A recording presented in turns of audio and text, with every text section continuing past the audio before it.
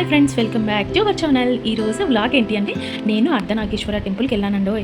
ఇదేంటి స్పెషల్ అంటారా? నాకు స్పెషలేనండి. నేను ఫస్ట్ టైం విజిట్ చేశాను ఈ టెంపుల్ని. సో చాలామంది యూట్యూబ్లో చాలా వీడియోస్ చూసాను ఈ టెంపుల్ కోసం. బట్ నాకైతే వెళ్ళాలనిపించింది. ఎప్పటి నుంచో అనుకుంటే నాకు ఇప్పటికీ కోరిక నెరవేరిందనమాట.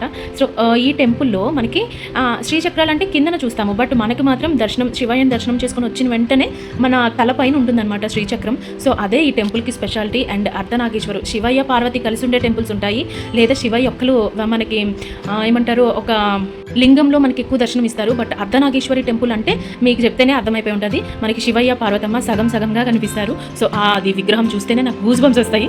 సో చాలా బాగుందండి, చాలా నీట్గా ఉంది టెంపుల్. అక్కడ మన పిల్లలతో వెళ్ళినా సరే అక్కడ అంటే చుట్టూ సర్వరింగ్లో చాలా పీస్ఫుల్ ఉందన్నమాట. సో చుట్టూ అపార్ట్మెంట్స్ కానీ, బట్ ఎక్కడ పొల్యూషన్ అది మనకి ఎక్కడ అనిపించదు. చాలా నీట్గా కింద కూర్చొని శివయ్యని అలాగా చూసుకోవచ్చు. చాలా మంది మెడిటేషన్ చేస్తున్నారు.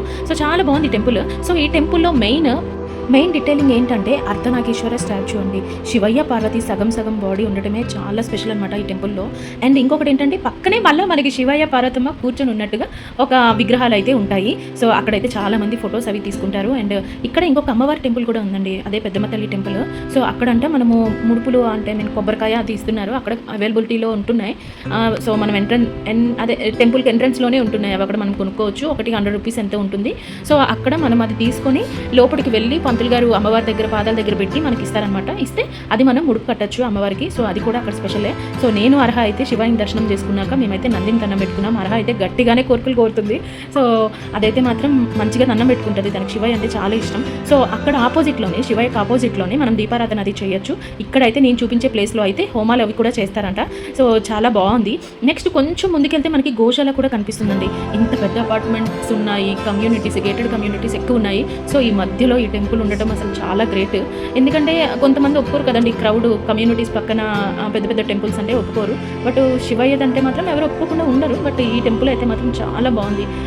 సో మీరైతే మాత్రం ఈ టెంపుల్ని విజిట్ చేయండి.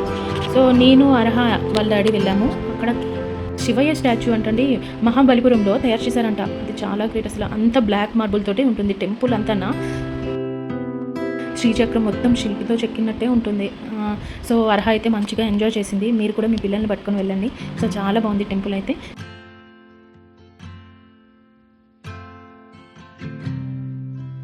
సో దానికి ఆపోజిట్లోనే మనకి గోశాల కూడా ఉంటుంది. గోమాతకు కూడా మనము ఫుడ్ పెట్టచ్చు. గడ్డది అక్కడ అమ్ముతున్నారు, మనం డబ్బులు ఇచ్చి కొనుక్కొని అక్కడ మనము గోమాతకి పెట్టచ్చు.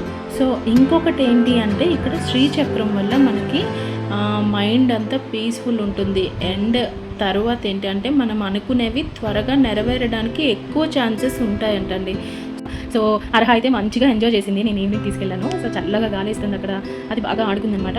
సో ఇది అండి వ్లాగు. సో మీరెవరైనా సరే ఈ టెంపుల్ని విజిట్ చేయకపోతే తప్పకుండా విజిట్ చేయండి. సో చాలా బాగుంది, చూడటానికి బాగుంది, మనసు కూడా ప్రశాంతంగా ఉంటుంది. సో ఈ వీడియో నచ్చినట్లయితే నా ఛానల్ని ఫస్ట్ టైం చూసినట్లయితే ప్లీజ్ సబ్స్క్రైబ్ చేసుకోండి. అండ్ బెల్ ఐకాన్ని తప్పకుండా ప్రెస్ చేయండి. లైక్ చేయండి, షేర్ చేయండి అండ్ కామెంట్ చేయండి. సో మీరు ఇచ్చే సపోర్ట్ బట్టే నేను ఇంకా వీడియోలు చేయగలుగుతాను. So thank you for watching. Bye.